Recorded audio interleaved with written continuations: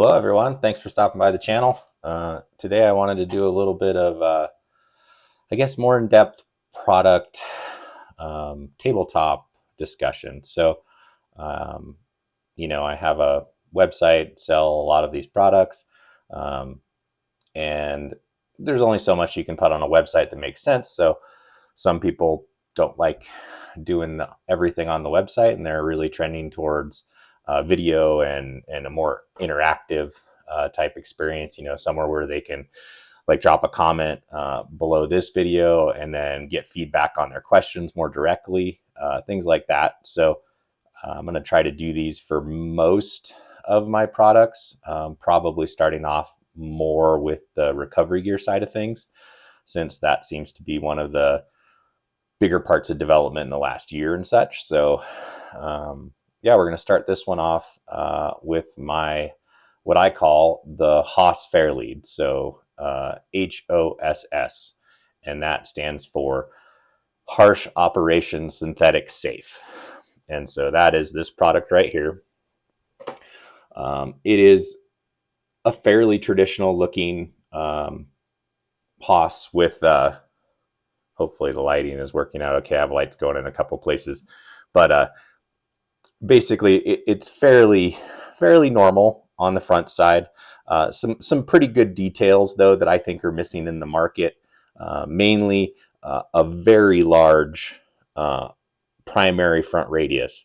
So I put a 3/4 inch primary radius on the front of this, and that extends all the way into the corners, and works in any direction, 90 degrees, and keeps that constant 3/4 inch large radius.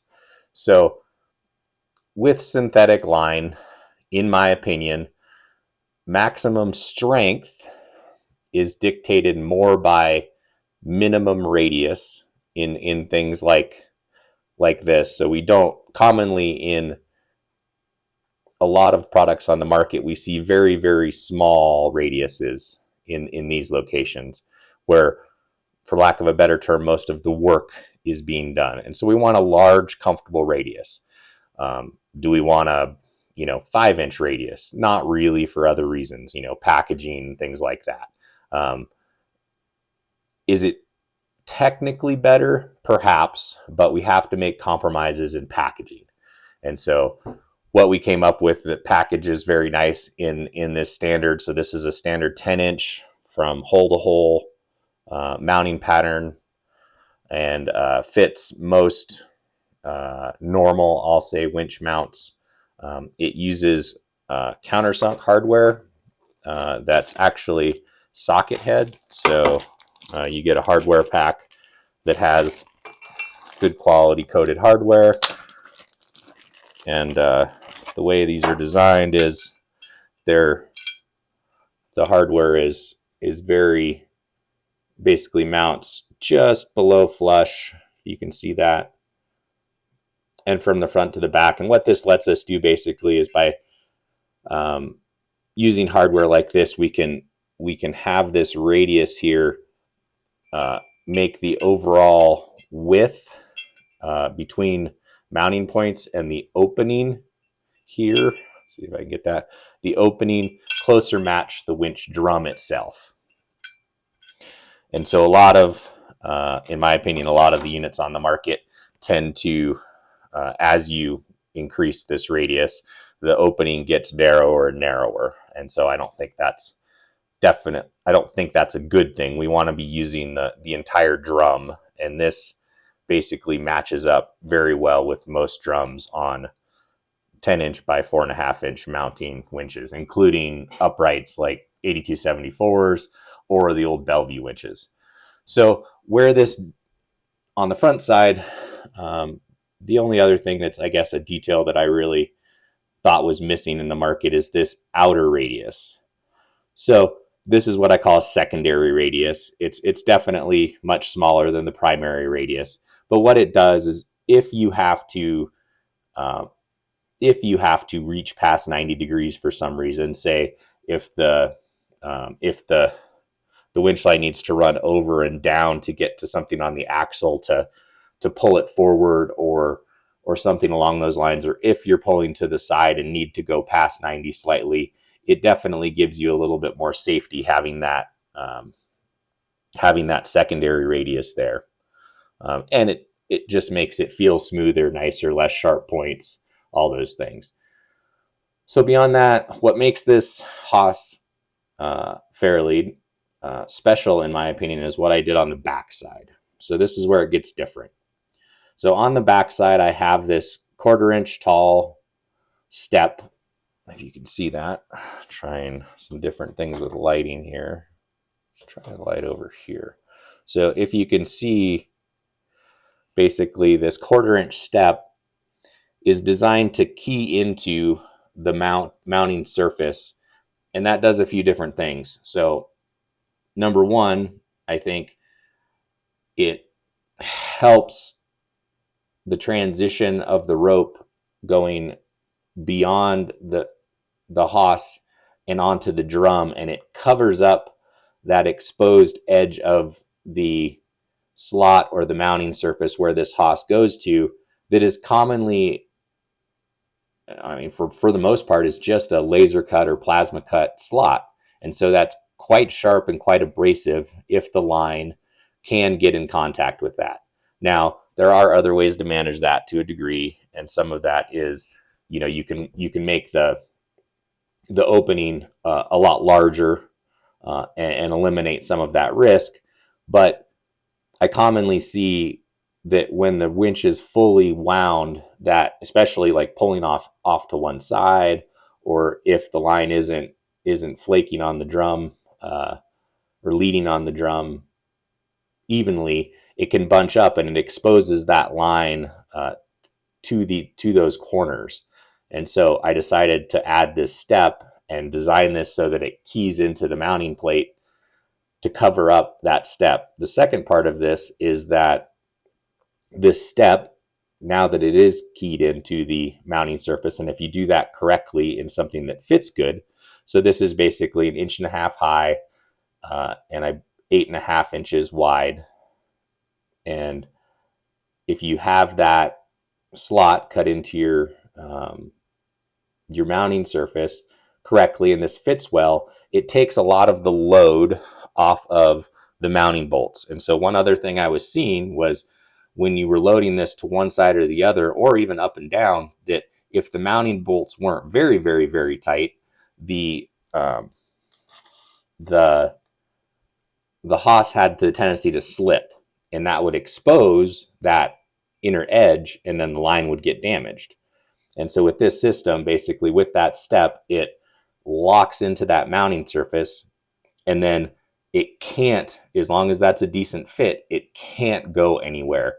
No matter what the load is, side to side, up and down, that's always going to stay in the same position. And so what that looks like generally is, I've got one of my high-low winch mounting plates here. These are for Bellevues and 8274s, but the concept is the same. So this has a slot in it that was designed to mate up with the HOSS Fairlead from the factory, if you will. And when that is together,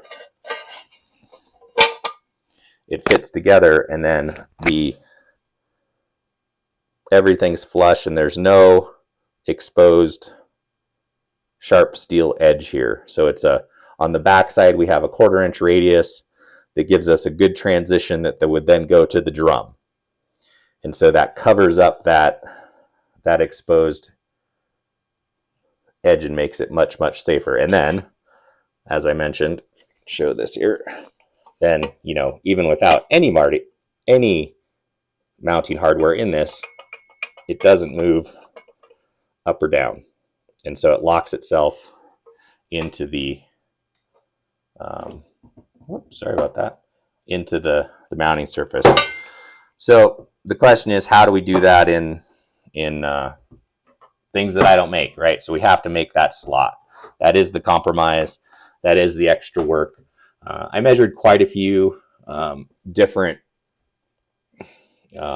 bumpers and things like that, and came up with this this size that seems to be close.